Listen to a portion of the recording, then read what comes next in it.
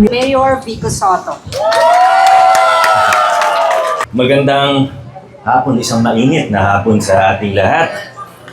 Historic occasion po ito, ano? Siguro magandang magbalik tanaw din tayo at balikan natin at parang may appreciation, no? May konteksto po ang bawat isa kung paano po ba tayo nakarating dito sa groundbreaking ng ating PCCH, noon ang tinatawag nating PCCH, ang ating Children's Hospital. Ano ba tayo nagdesisyon at nakarating po dito sa punto kung saan i-renovate na natin at i-convert papuntang isang general hospital.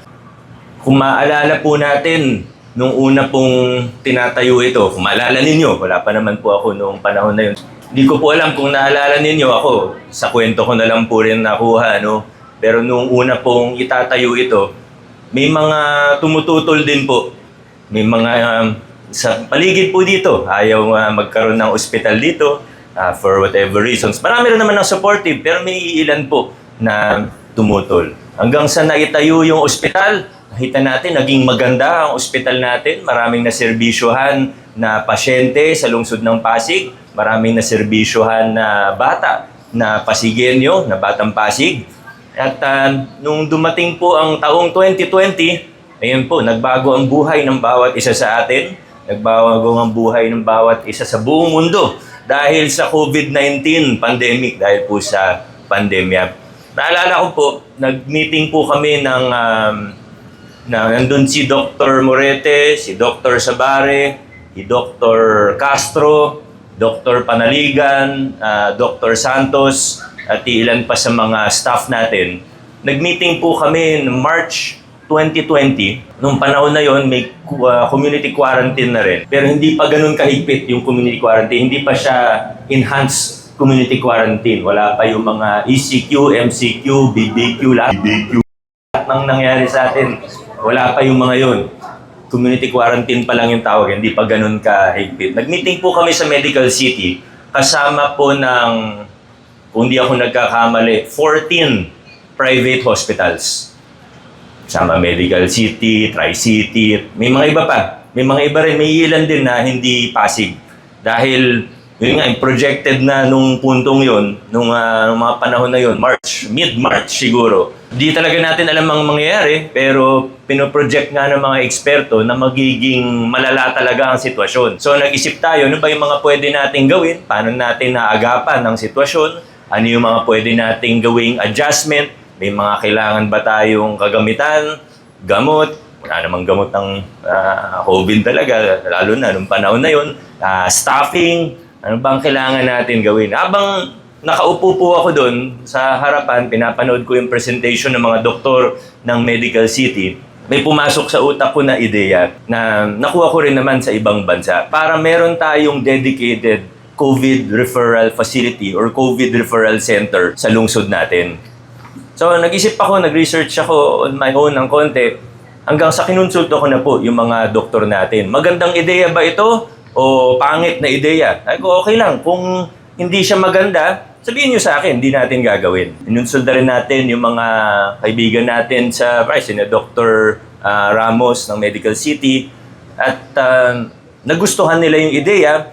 At sinimulan po natin yung plano. Kung maaalala po ninyo, yung 3 points natin kung bakit tayo magko-convert papuntang COVID Referral Center, bukod para makabawas sa cross-contamination, ma-maximize yung resources, logistics, mas madali.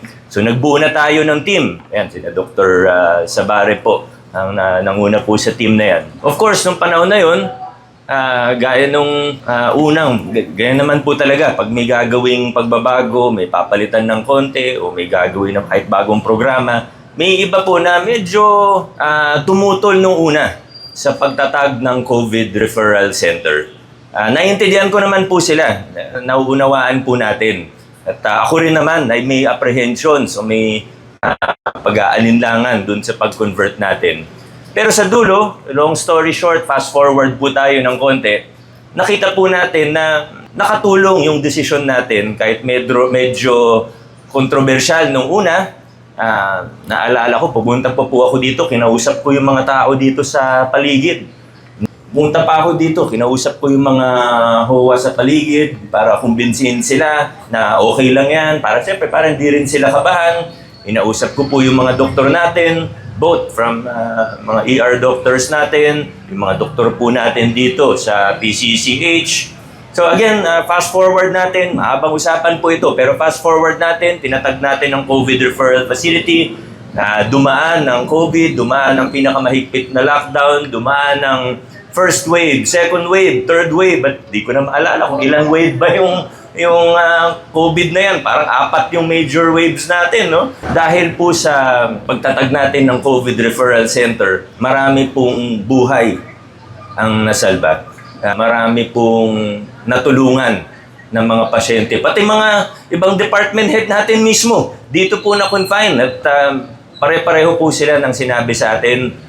Siyempre, bukod dun sa in-implement natin yung no balance billing, ay pare-pareho po silang sinabi sa akin. Lahat sila, paglabas, ang sabi po nila ay natuwa po sila, hindi dahil nagka-COVID sila, kundi natuwa po sila dahil maganda yung serbisyo na pinakita po ninyo dito sa ating PCCH COVID Referral Facility.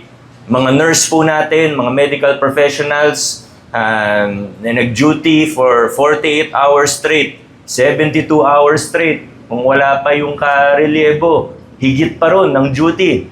Talagang hindi nating makakalimutan yung sakripisyo na pinakita sa atin ng mga medical frontliners po natin. Kaya sa inyo po, maraming salamat. Samot-saring sakripisyo, pagsubok ang pinagdaanan ninyo. Pero sa dulo, kinaya po ninyo lahat. Ngayon po, ay nung patapos na yung pandemya, papunta na tayo dito, siyempre pinag-isipan din natin. Alam mo, sa totoo lang, miracle po yung ginawa natin. Sabi nga ni Doc Joey, nung nagsimula po tayo, bago magsimula ang pandemya, nasa 64 beds lang po tayo. 64 beds. Masagsagan ng pandemya, nagawa natin 100 plus na doble natin ang capacity during the pandemic. Miracle po yan at dahil po sa inyo yan. Siyempre, dahil naging COVID referral center siya, nag-cater tayo ng mga adult patients. Well, karamihan naman ng COVID ay adult patients. So, nung patapos na yung pandemya, medyo nagno-normalize na, nag-isip na tayo, ano na ang gagawin natin? Siyempre, ang default option ay bumalik tayo sa isang children's hospital, specialty hospital, PCCH, Pasig City Children's Hospital, or mas kilala sa pangalang Child's Hope. So, option 1 po yun. Or option 2, i-expand na rin natin yung serbisyo ng PCCH para meron tayong karagdagang serbisyo na nandito sa area ng poblasyon sa Lungsod Pasig. Dahil alam naman po natin, ang PCGH sa District 2, punong-puno po talaga. Lalo na pagpunta tayo sa ER, dito rin naman. Pero talagang ER sa buong Metro Manila, punong-puno po talaga.